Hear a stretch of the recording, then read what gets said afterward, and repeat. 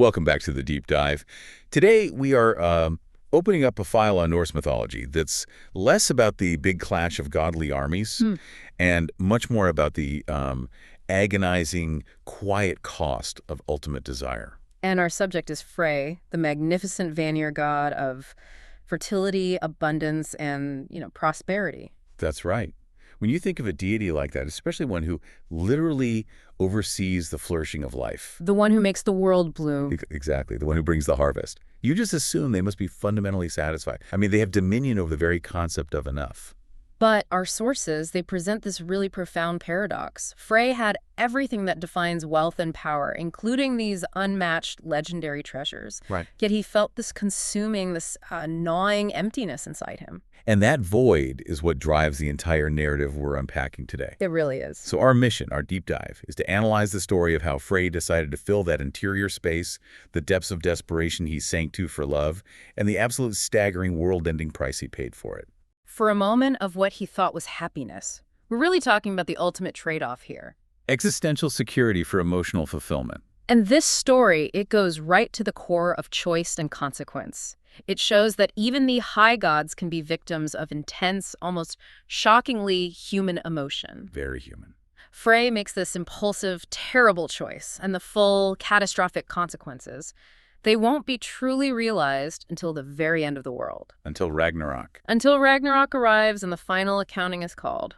You really need to understand this story to grasp why the gods enter that final battle so fundamentally handicapped. That's a great point. It's the story of a god who literally traded the ability to save the world for the ability to feel whole. Okay, let's unpack Frey himself first, because, he often gets lumped in with the other gods. Yeah, he does. He and his sister, Freya, are the mightiest of the Vanir. The rival pantheon? The rival pantheon, yeah. They're distinct from the Aesir. And while the Aesir are all about war, order, kingship, the Vanir specialize in wealth, fertility, prophecy, peace. And Frey is the champion of this group. He's described as handsome, noble, a warrior, and a lover. He's the embodiment of a flourishing life. The ultimate expression of a peaceful, prosperous existence. And the mortals of Midgard, the human world, they absolutely revered him. His influence wasn't abstract at all. It was immediate and physical. They worshipped him because he controlled the cycles of the earth. Exactly. He made the fields fertile, determined the seasons, and he was responsible for drawing life from the dead ground after winter. People loved him because he provided their very sustenance. It sounds like the ultimate position of power and stability. Adoration, even. It should be. And yet, despite being the god of enough, he wasn't enough for himself. It's the ultimate money can't buy happiness problem, except the money here is world-class divine power and literal boundless abundance. Exactly. He had everything external that defined success, but none of it addressed that internal lack. And to highlight this incredible wealth and the depth of his dissatisfaction, the sources detail 4 specific, unique treasures he owned. And these aren't just status symbols. No. These are objects of unparalleled legend. And none of them provided the spiritual cure he was looking for. Let's get into these treasures, then. We should start with the one that ultimately defines his tragic choice. The sword. The sword. This weapon was.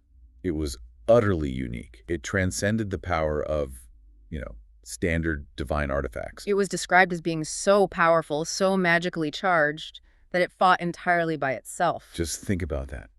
An autonomous, perfect weapon that requires no hand to hold it. Just a will to direct it. It was the absolute peak of offensive power. But the existential value of this sword wasn't just its offense. No, it was its defense. It was said to be impenetrable, always protecting Frey.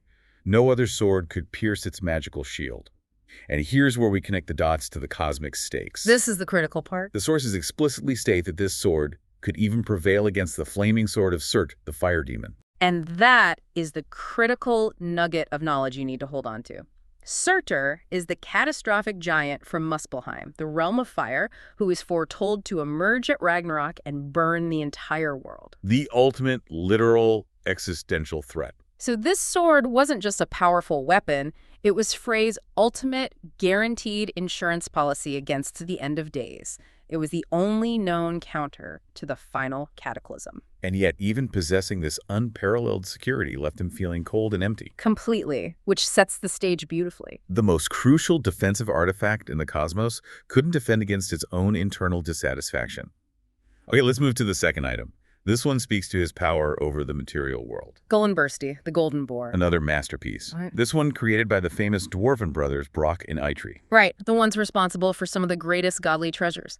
Gullinbursti wasn't just a mount. It pulled Frey's chariot, and it ran faster than any horse ever conceived. But its real utility was its versatility, wasn't it? It could run across land. Through the air and even over the water without slowing down. It was the ultimate all-terrain, high-speed vehicle. And I always love this detail. It really showcases the dwarven ingenuity. The glowing bristles. Yes. Even if Frey traveled in the darkest night, Gullinbursti's golden bristles shone so brightly that they illuminated his entire path. A perfect, self-lighting, infinitely powerful vehicle. It represents total, effortless mobility and convenience. And even that perfect engineering failed to satisfy Frey's inner lack. Indeed. Which brings us to number 3, Skidbladnir, the ship. This boat was crafted by the 3 dwarfs, known as the Sons of Ivaldi. And to give you some context, the sources claim it was the second biggest ship there had ever been. The second biggest. And the only ship bigger, according to the sources, was Naglfar. Which is literally the death ship. Made from the untrimmed fingernails of the dead. So that comparison alone tells you the immense scale of this vessel.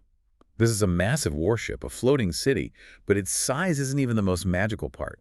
No, the magic is in the paradoxical convenience of it. Despite being large enough to carry all of the Aesir gods on board, An entire divine army. it possessed 2 essential magical qualities. First, perfect navigation. Whenever the sails were set, the winds were always fair, always. Flawless. And second, and this is the most astonishing part, when it wasn't needed, Frey could just fold Skidbladnir up like a piece of cloth and place it right inside his pocket. So we have an autonomous security system, an all-terrain light-speed vehicle, and a massive warship that folds into a carry-on. Total comfort, total security, total mobility. But the internal void persisted. And finally, his residence. Alfheim. And this wasn't just a vacation home. It was the entire realm of the Light Elves. The finest residence outside of Asgard itself. He was welcomed and acknowledged there as the Overlord. It was a literal paradise built for him, filled with light, peace, and adoration. So the most powerful god of abundance, possessing the literal keys to eternal security, comfort, and wealth. Finds 0 spiritual returns. He's achieved the peak of material and divine success, but feels only this finite emptiness. And this internal agitation, this desperate need for something else, that's the catalyst for the entire disaster we're about to discuss. He knows the answer isn't in his own realm, the realm of peace and harvest. Right, so he's driven to seek a different vantage point, a move that requires leaving his comfort zone entirely and traveling to the military capital of the Aesir. Which brings us to the start of the journey. Frey has a highly trusted servant, Skirnir, a light elf. He's described as wise of counsel and fair of face. Frey orders Skirnir to harness Gullinbursti, and they set out for Asgard. So Frey, the god of peaceful abundance, is traveling from his realm of comfort right into the core military state of the Aesir. He is looking for something his own family's expertise just cannot provide. The destination, as you said, is key. Asgard. Yeah. And specifically, Valhalla, the great hall of the slain. And as they approach, the contrast between Frey's peaceful realm and this place of endless violence it's immediate. The atmosphere is intense, almost suffocating. The source material captures the sound of approaching Valhalla perfectly. You hear this heavy, constant rhythm of war. The clash of metal on metal. And that inevitable, dull thud of metal on flesh. It's an auditory preview of a military state constantly preparing for war. That sound is the daily cycle of Valhalla. It's the barracks for the Einherjar. A name meaning those who fight alone. Right. And these are the souls of all the noble dead, collected constantly by the Valkyries. They are the shock troops of the future, being assembled and perfected for the final battle. Skirnir, the peaceful light elf, must have been just utterly overwhelmed by the sheer scale of this war training. Oh, absolutely. And Frey confirms the grim purpose of it all. He tells Skirnir, there are many warriors, but there are more to come, and still more will be needed when we fight the wolf. It's an immediate contextualization. This endless military machine is being built explicitly for Ragnarok. And what's truly astonishing about the Einherjar is the nature of their training. They fight with full intensity every single day, well-matched, fully equipped. And they fight until half of them are dead on the courtyard grass. But then a voice calls out, enough! And the battle just ceases. And this is where the magic, the ultimate renewal comes in. The still-standing warriors, they help the dead men get up from the courtyard floor. And instantly, their wounds heal. They clamber back onto their horses, completely restored and ready to ride back to the hall for the feast. It's an infinitely renewable fighting force, constantly practicing, constantly perfecting itself. Well, Frey is witnessing here the antithesis of his own problem, isn't it? It really is. He's a god who embodies finite life and fertility, yet he feels depleted. And the Aesir have created a system of infinite, self-renewing, perfect violence. He sees the cure for mortality, or at least the cure for a finite defense, but it's just not his way. The scale of Valhalla itself emphasizes the obsessive necessity of this preparation. I mean, the numbers are just stunning. 540 doors. With 800 warriors able to walk abreast through each one. The sources say it seated more people than the mind could hold. It is the largest dining room in history, dedicated entirely to war. And to sustain an army of that impossible size, you need impossible provisions. Even the feast is a testament to this infinite magical engineering. The meat is from the boar Saramnir. Slain every single night, providing enough meat for everyone. And magically alive again each morning. No matter how vast the army grows, there's always enough protein. And the drink. The mead. It flows constantly from the goat Hydron, who stands on top of Valhalla itself and eats the leaves of Lirod, A branch of Yggdrasil, the world tree. So the mead never runs out. Everything here, from the soldiers to the food, is infinitely renewed for the singular purpose of fighting the end of the world. So Frey and Skirnir approach the high table where Odin sits, observing his curious ritual. And Odin, the Allfather, he just embodies the cold, strategic calculation necessary for this war machine. He doesn't partake in the feast like his warriors. That's right. Odin, who presides over all this endless abundance, eats no meat. He only drinks wine to sustain himself. He has a bowl of meat in front of him, but he only stabs pieces of it with his knife and flicks the scraps onto the ground for his two wolves, Gerd and Frey. He is totally detached from the base needs of his own army. And then you have the two ravens, Hugin and Munin, sitting on his shoulders whispering intelligence. His global intelligence agents. Bringing him updates from every corner of the 9 worlds. Odin has mastery over information, time, war, and the preparation for destruction. And Frey, the god of peaceful growth, is just in awe of this ultimate cold vantage point. He tells Skirnir, "We are done here." Right.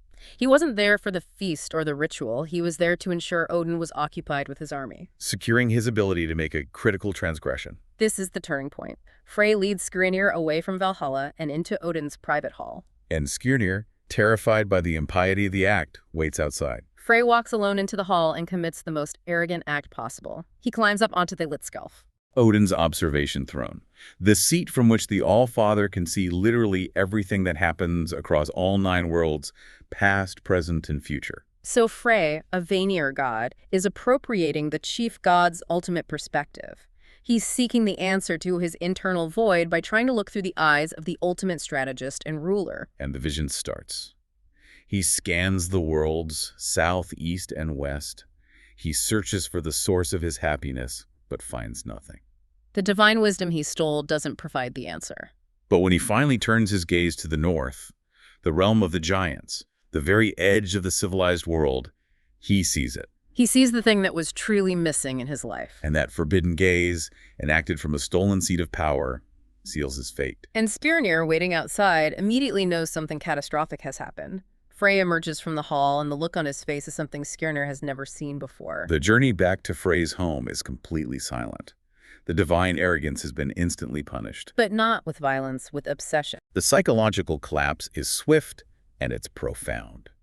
Frey drives the chariot back to his father's hall, completely ignores his family. Njord, master of the sea, and his stepmother, Skadi, lady of the mountains. And he goes straight to his room. Yeah. His face is described as dark as midnight. And he stays there for 3 days and 3 nights, refusing to eat, drink, or speak. 3 days and 3 nights. This is a god who embodies life and fertility, and he is utterly rejecting life itself. He's starving himself into oblivion, consumed by a need he can't even articulate. His father, Njord, is understandably terrified and confused, watching the god of abundance reject his own nature. So Njord sends for Skirnir, desperate to understand why his son, usually so gentle and full of wise words, now only looks at them with fury and silence. And Skirnir tries to refuse.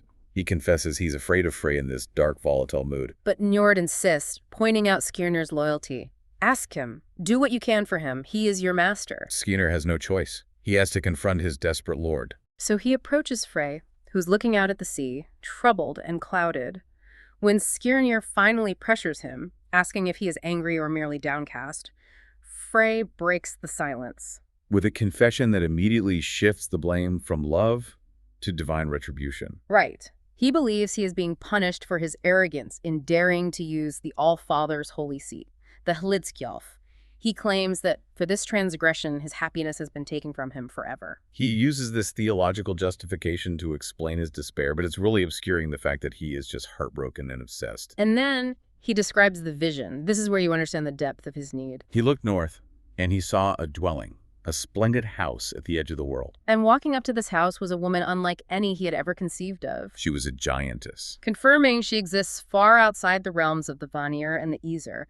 She's the daughter of Ymir, the earth giant, and Argoda, a mountain giant. And the description of her beauty is what turns this from just an infatuation into a cosmic obsession. It really is. As she raised her arms to unlock the door, the light glancing off her arms seemed to illuminate the air and to brighten the sea. She didn't just possess beauty. Her very existence brought physical light into the world. Her presence made the whole world a brighter and more beautiful place. So Frey, the god of light and harvest, suddenly realized that the light he provided was nothing compared to the light radiated by this giantess. And the flip side of that light is the immediate darkness. He explains that the instant he looked away and Gerd was no longer in his sight, the world instantly became dark, hopeless, and empty. He realized that the void inside him could only be filled by the external, radiant presence of this one specific woman. The God of eternal abundance is suddenly completely dependent on this single individual for his entire emotional and spiritual existence. And he tells Skirnir he absolutely cannot live without her. He desperately asks Skirnir to undertake this impossible task. Go to the dangerous realm of the giants, find Gerd, and ask for her hand in marriage, whatever her father, the massive earth giant Ymir, demands. And here we reach the critical juncture, the moment of the transaction. Frey fervently promises to give Skirnir anything in payment. Anything. Skirnir, the wise servant, he understands the gravity and the immense danger of this. He notes with measured caution, "You are asking a lot, my lord." But Frey, shivering with desperation, just repeats the promise. I will give anything. He has no material sense left. Only the urgency of his heart matters. And Skirnir, being pragmatic, calculated, and maybe seeing his ultimate opportunity, asks to see Frey's sword. This is not a casual request. Skirnir knows exactly what he's asking for. Frey, for a moment breaking through his obsession, takes out the self-fighting sword and holds it out. He must have had a flicker of realization here. Because he reiterates the exact defensive power the weapon holds. He reminds Skirnir. They say that this sword could even prevail against the flaming sword of Surt, the fire demon. And Skirnir is fully aware of the stakes. He confirms the sword's status as the ultimate weapon, and then he delivers the uncompromising price tag. If you wish me to bring you Gerd, this sword will be my wages. This wasn't a malicious act. It was the appropriate price for a life-threatening mission undertaken for the emotional whim of a god. The reward must match the risk. And the self-fighting sword was the only object that could. It speaks to the utter dominance of Frey's emotional vulnerability. He nods assent. Reluctantly, but he does it. He gives the light elf the self-fighting sword, The weapon that guaranteed his ultimate safety. the cosmic insurance policy, and a horse to ride into the realm of the giants. He traded ultimate security for the mere promise of love. So Skirnir, now armed with the most powerful sword in the cosmos, travels north to Ymir's house. Braving the dangerous giant lands. He manages to gain entrance as a guest and delivers his pitch to the beautiful Gerd. And the way Skirnir argues for Frey is fascinating. It's not a tale of romantic passion. No, it's a practical presentation of utility. That's a great way to put it. He paints Frey as the ideal, splendid suitor whose importance is essential to her realm. He reminds her that Frey has dominion over the rain, the weather, the sunshine. Right. He oversees humanity's prosperity and abundance, guaranteeing good harvests and peaceful days and nights for the people under her family's influence. It's a pitch rooted in stability. Which would appeal to the daughter of an earth giant. And then he layers on the emotional pressure, detailing Frey's profound love and how he had fallen into total despair. Refusing to eat or speak until she agreed to be his bride. And this mix of pragmatic utility and overwhelming emotional need, it proves irresistible. The pitch works. Gerd smiles, her eyes shining with joy, and she accepts the proposal. She agrees to meet Frey for the wedding on the Isle of Bari, but she sets a specific, crucial condition. It must be 9 days from that moment. 9 days. So Skirnir returns to Njord's hall, successful in the impossible task. But the urgency, the emotional hunger that drove Frey, has only intensified during his absence. Frey rushes out to meet his servant, looking even paler and more wan than when Skirnir had left. He asks the desperate question, "What news? Do I rejoice or do I despair?" When Skirnir delivers the positive news, she will meet you on the island of Bari 9 days from now. Frey's reaction is not joy. No, it's not relief. It's utter, immediate despair over the 9-day wait. He is entirely consumed by anticipation. It's the ultimate psychological contrast. Frey is the god of eternal cycles, the turning of the seasons, the perennial harvest. He should possess ultimate patience. Yet his emotional need has completely stripped him of his divine perspective on time. His quote is devastatingly dramatic. It highlights his total surrender to human-scale feeling. He says, "The nights without her in my life last forever." 1 night is so long, 2 nights are even longer. How will I manage to cope with 3 nights? 4 days feel like a month to me, and you expect me to wait 9 days. Skirnir, the wise light elf who holds the key to the final battle in his possession, can only look upon his master with profound pity. The anguish over a mere 9-day wait just emphasizes how deep and crippling his emotional vulnerability has become. He has willingly traded cosmic protection for this immediate, consuming obsession. But the agony ends. 9 days later, the agonizing wait is over. Frey and Gerd meet on the Isle of Bari. In a field of waving barley, the perfect, fertile setting for the Vanir god. And she was exactly as beautiful as he had dreamed. Her touch was as fine, her kiss as sweet as he had hoped. The beautiful Gerd successfully filled the gaping hole in Frey's life and the hole in his heart. The union was blessed. Yeah. It fulfilled his deepest need. The sources even confirm they had a son, Fjolnir. Right. And while the marriage itself was successful and brought Frey the happiness he craved, we do get this small, strange, mythological footnote on the legacy of the union. Fjolnir later became the first king of Sweden, so he achieved a form of worldly renown. He did, but his life met a peculiar, undignified end. He drowned late one night in a massive vat of mead. While trying to find a place to relieve himself in the darkness. It's a bizarre coda, isn't it? It connects the cosmic scale of the parent's sacrifice to the slightly disappointing and ultimately messy reality of the son's life. But for Frey, the core mission was achieved. He was satisfied. And Skirnir, meanwhile, returned to Alfheim, the home of the Light Elves, with the ultimate prize, the self-fighting sword, now his wages for a dangerous errand. So let's bring the story to a close by tallying the costs. The clear, immediate cost. Frey lost the ultimate weapon. The cosmic insurance policy. And the immediate benefit. Frey was satisfied. That deep, spiritual hole in his heart was filled. And crucially, for a long time, Frey didn't seem to miss the sword at all. He had Gerd. That was enough for him. He even proved that he didn't need the autonomous weapon for, everyday fighting. He confirmed his personal strength was undiminished. That's demonstrated when he fought the giant Balavin. The sources cite this detail to show that Frey was still immensely strong. Strong enough to kill a giant with his bare hands. Using only a stag's antler as a weapon. So his personal physical power remained, but his ultimate strategic defense was gone. And no amount of personal strength can stop a fire demon armed with a flaming sword that engulfs the world. The sources cut right through the contentment and happiness of the marriage to deliver the final, stark warning that defines the tragedy. He should not have given his sword away. That one simple sentence carries the entire tragic weight of the future. The ultimate price wasn't paid in the immediate aftermath of the transaction. No, it's a deferred payment, due only upon the collapse of existence. The ultimate price is tied directly to Ragnarok, the twilight of the gods. The day is foretold when the sky splits asunder and the dark powers of Muspel march out. And the sources are absolutely clear.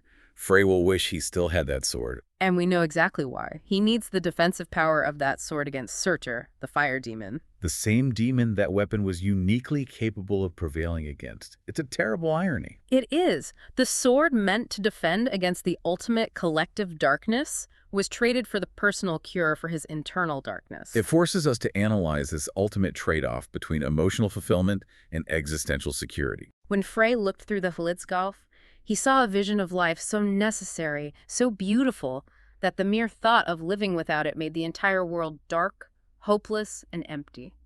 And he chose to remedy that specific, personal darkness. Even though it meant risking the world's final collective darkness. We have to wonder about the nature of divine memory and foresight.